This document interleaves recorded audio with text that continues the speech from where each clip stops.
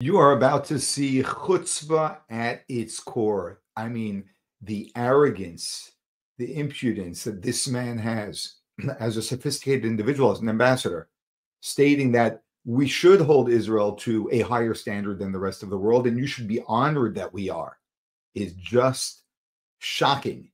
And you have to hear Caroline Glick's response to him, which is fire and brimstone, and she really lays it down beautifully. Here it is. Well, thank you very much. I am a little bit concerned about the Europe bashing, I must say. There is the allegation that Europe is applying double standards, discriminating. There was the issue of the proportionality and the civilian casualties in the Gaza conflict. Let me make this point. I think Israel should insist that we discriminate you, that we apply double standards. This is because you are one of us. We are not looking to Israel, and sometimes the response on the part of some Israeli interlocutors is, look what's going on in Syria, look what's going on elsewhere. Those are not the standards that you are being judged by. It's not the standards that Israel would want to be judged by. So I think you have the right to insist that we apply double standards and put you to the same standards as all the rest of the countries in the European context. But isn't it kind of patronizing to the Palestinians to say that we hold Israel to a higher standard than we hold you? I'm not sure it is. I think there is a situation where we recognize that there is a very strong, one very strong party in the conflict and a much weaker party. In that respect, I think engaging our long-standing partner Israel, with whom we have extensive cooperation in trade and cultural affairs, whatever, in a different fashion that we engage others is natural. So I think that this patronizing attitude towards us, that we should be happy that you have a separate standard for Israel, is really, I'm sorry, is a statement of contempt for our intelligence. I consider it to be an obsession. I consider Europe's keen interest in the Middle East, specifically Israel, to be an obsession, and it's an obsession that Jews have seen from Europeans from the time of Jesus, and we know what it is.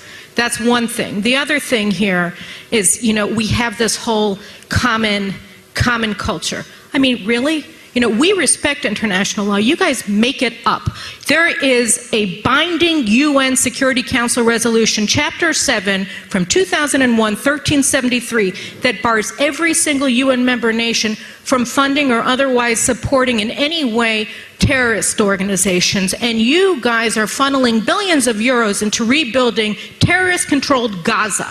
All right, this is in contravention of binding international law that you signed on to.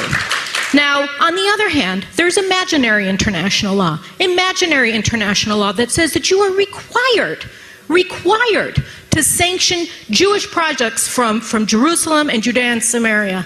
There is no such binding law. You guys are funding settlements in Western Sahara. You're funding them. You're funding them directly. So, this is not a double standard. This is a singular standard for Israel. It's not about international law. It's about an obsessive, compulsive need to constantly pick at the Jewish state.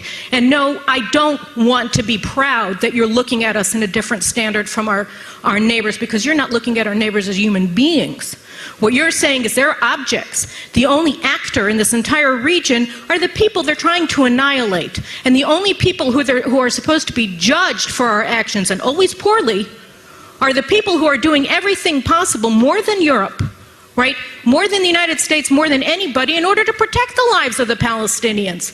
So with all due respect, and I would love it if I could have more respect for Europe, but your treatment of Israel, your singular standard, your obsessive, compulsive need to constantly pick at the Jewish state, right, makes it very, very difficult to worry if you made a helpful statement saying, Gaza should be demilitarized. The only way, and you know this, the only way that Gaza will be demilitarized is if Israel reoccupies Gaza.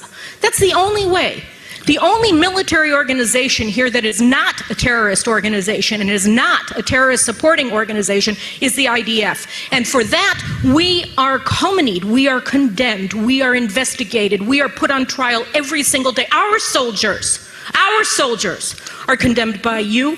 Our soldiers come in and are being called murderers for protecting our families, and I'm sorry, you know, it's very hard for me to feel any respect for this kind of behavior. I think your point is clear. I'd like to give the European ambassadors a chance to respond to that. Ambassador Var, Ambassador. Yeah, we don't really need to hear their response. There's nothing, they're going to continue to intellectualize their corrupt anti-Semitic ideas, which is exactly what they do. And that's why Europe is turning into the the cesspool of radicalism that it's turning into, which is imploding from within, because they have given into anti-Semitism. They can see to it, and it's beginning to take over their countries.